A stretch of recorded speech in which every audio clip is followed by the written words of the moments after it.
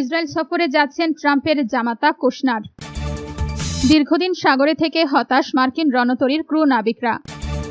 মধ্যপ্রাচ্যে আকাশ ও সমুদ্রে হামলা চালাতে যুক্তরাষ্ট্রের নতুন drone task force falcon strike. Iran আর কতদিন যুদ্ধ চালিয়ে যেতে পারবে? আপনি যদি মুসলিমদের পাশে থাকতে চান তাহলে ভিডিওতে লাইক করে চ্যানেলটি অবশ্যই সাবস্ক্রাইব করে দিবেন। এখন বিস্তারিত। ইসরায়েল সফরে যাচ্ছেন ট্রাম্পের জামাতা কুশনার। গাজা পরিস্থিতি নিয়ে আলোচনার জন্য আগামী সপ্তাহে ইসরায়েল সফরে যেতে পারেন মার্কিন প্রেসিডেন্ট ডোনাল্ড ট্রাম্পের বিশেষ দূত ও জামাতা জ্যারেড কুশনার। বিষয়টি সম্পর্কে অবগত একটি সূত্র বৃহস্পতিবার 13 আগস্ট এই তথ্য জানিয়েছে। এর আগে মার্কিন সংবাদ মাধ্যম এক্সিওস কুশনারের সম্ভাব্য সফরের খবর প্রকাশ করে।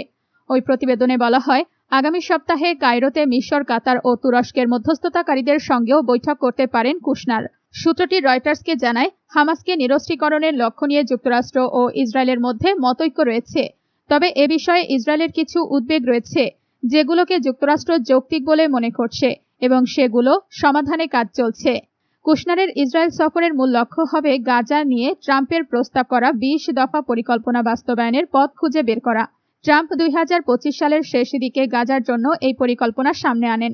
পরে জুলাইয়ের শেষ দিকে তিনি জানান, গাজায় হামাস ও অন্যান্য সশস্ত্র গোষ্ঠীকে পুরোপুরি নিরস্ত্রীকরণের বিষয়ে একটি সমঝোতা হয়েছে।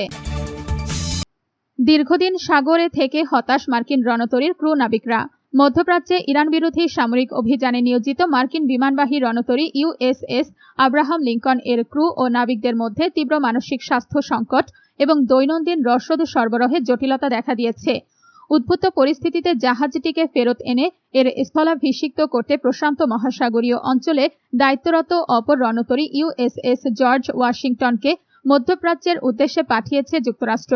সম্প্রতি মার্কিন নৌবাহিনীর এক বিবৃতিতে জানানো হয়, একটি ক্রুজার ও একটি ডেস্ট্রয়ার সহ ইউএসএস জর্জ ওয়াশিংটন গত সপ্তাহে ভিয়েতনামের দানাং বন্দর ত্যাগ করে। ইতোমধ্যেই রণতরী বহরটিকে সিঙ্গাপুর ও মালাক্কা প্রণালী পেরিয়ে ভারত মহাসাগরের অভিমুখে যাত্রা করতে দেখা গেছে।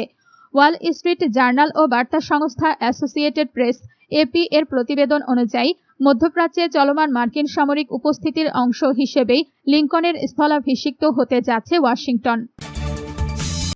মধ্যপ্রাচ্যে আকাশ ও সমুদ্রে হামলা চালাতে যুক্তরাষ্ট্রের নতুন drone task force falcon strike.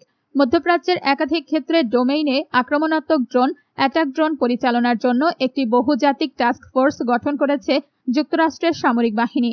বৃহস্পতিবার 13 আগস্ট মার্কিন সেন্ট্রাল কমান্ড সেন্টকম এই তথ্য জানিয়েছে। সামাজিক মাধ্যম এক্সে দেওয়া এক বিবৃতিতে সেন্টকম জানায়, নতুন এই ইউনিটের নাম দেওয়া হয়েছে টাস্ক ফোর্স ফ্যালকন স্ট্রাইক। যুক্তরাষ্ট্র এবং এর আঞ্চলিক অংশীদার দেশগুলোর সামরিক সদস্যদের নিয়ে গঠিত এই টাস্ক ফোর্স সমুদ্রপৃষ্ঠে এর ওপরে ও নিচে একমুখী ওয়ান ওয়ে অ্যাটাক ড্রোন এবং মনুষ্যবিহীন বিভিন্ন সিস্টেম পরিচালনা করবে। কমান্ডটি জানিয়েছে, এই টাস্ক ফোর্সে আঞ্চলিক মিত্রদের যুক্ত করার ফলে মধ্যপ্রাচ্য জুড়ে অ্যাটাক ড্রোনের সক্ষমতা আরও সম্প্রসারিত হবে। একই সঙ্গে এটি একটি সমন্বিত বহুজাতিক এবং বহুমুখী প্রতিরোধ বাহিনী ডিটারেন্ট ফোর্স গঠনে বিশেষ অবদান রাখবে বলে তারা মনে করছে।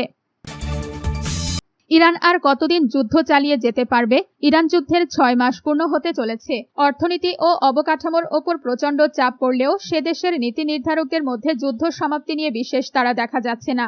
তেহরান হয়তো দেখাতে চাইছে, যুদ্ধের গতি প্রকৃতি নিয়ন্ত্রণের বিষয়টা এককভাবে যুক্তরাষ্ট্রের হাতে নেই। একই সঙ্গে তারা হয়তো যুক্তরাষ্ট্রের জন্য সামরিক, অর্থনৈতিক এবং রাজনৈতিক মূল্য বাড়িয়ে দিতে চাইছে, যাতে শেষ পর্যন্ত ওয়াশিংটনকে তাদের কিছু দাবি দাওয়া মেনে নেওয়ার জন্য বাধ্য করা যায়। তবে এর অনেক কিছুই নির্ভর করছে অত্যন্ত গুরুত্বপূর্ণ একটা প্রশ্নের উত্তরের ওপর, এবং তা হলো, ইরান আর কতদিন এই যুদ্ধ চালিয়ে যেতে পারবে? সামরিক দিক থেকে যুদ্ধ দীর্ঘায়িত করতে ইরান কতটা সক্ষম? ইরানের প্রতিরক্ষা শিল্প ও ক্ষেপণাস্ত্র উৎপাদন কেন্দ্রগুলোর বেশ কয়েকটিকে যুক্তরাষ্ট্র ও ইসরায়েলের হামলার সময় নিশানা করা হয়েছে, তবে তার ক্ষয়ক্ষতির পরিমাণ সম্পর্কে কোনো নিরপেক্ষ তথ্য পাওয়া যায়নি।